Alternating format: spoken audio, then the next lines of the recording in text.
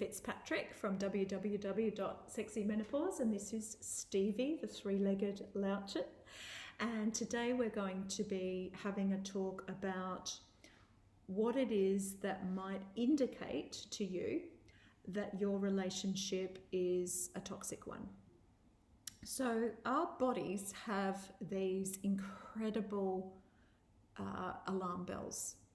Our body's instincts and intuition will often result in a very big change in the way we respond sexually to partners, especially around this time of menopause.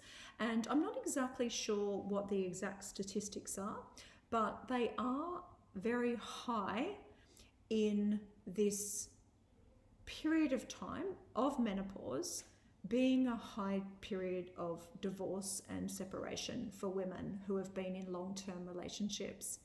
And sometimes this can be because intimacy is affected by the nature of a relationship.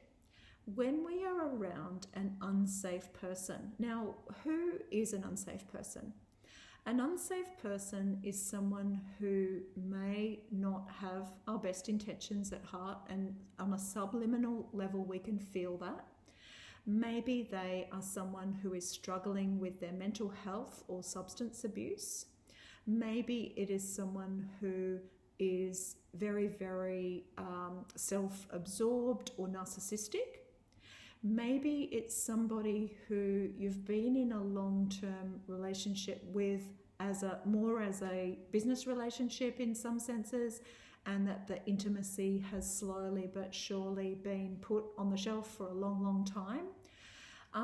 What we need to understand about this idea of engaging intimately, particularly during menopause, is that we have a need in our bodies to take things more slowly and to be more considered in the way that we expose ourselves to intimacy. And that is because of the body's changes. We are a little more vulnerable. We require a little bit more gentleness. We require a little bit more tenderness. We definitely require empathy from our partners.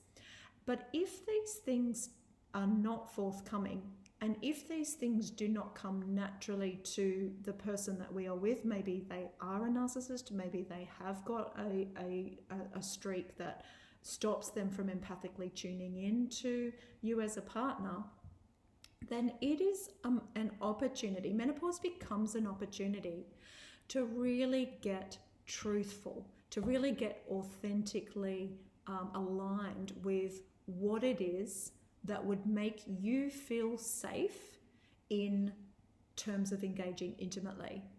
Now, some women will not realize that it is due to the lack of safety or due to the toxic nature of the relationship that their sex life is being impacted.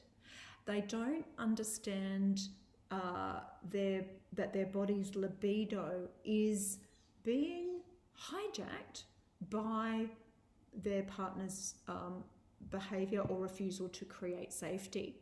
And a lot of women come into my clinic feeling incredibly traumatized by the fact that their libido is shutting down on them.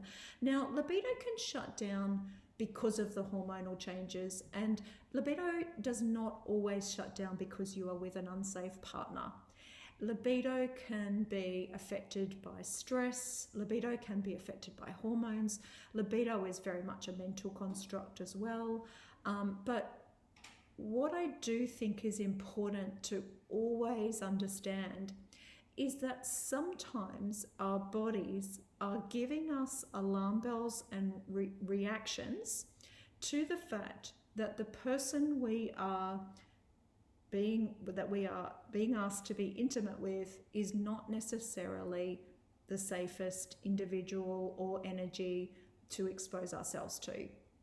And I feel very strongly that quite often, while we're in an entanglement of this nature, we will be the first people, a lot of women will be the first ones to turn the blame back onto themselves.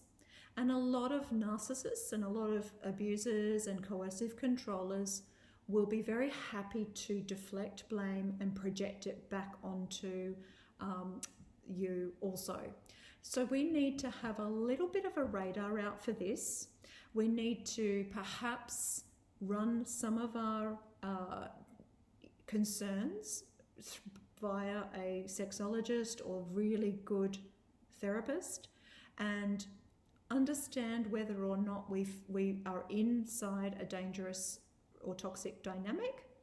If we are inside a toxic dynamic, we then need to ask the question, what will it take for us to actually feel safe to engage intimately?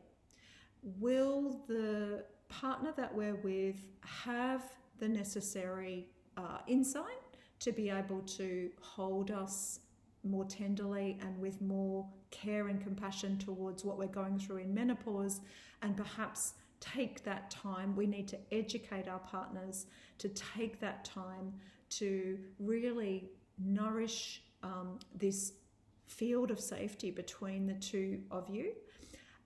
Or is that person incapable of that kind of change? And generally speaking, if someone does have true narcissistic personality disorder, or if they lack empathy and they're on the sociopath and psychopathic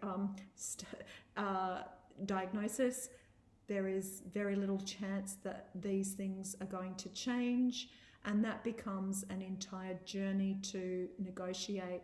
But we can thank menopause for bringing it to our attention, and we can also thank the incredible wisdom of our bodies for bringing it to our attention too. And thank you so much for tuning in to today's episode.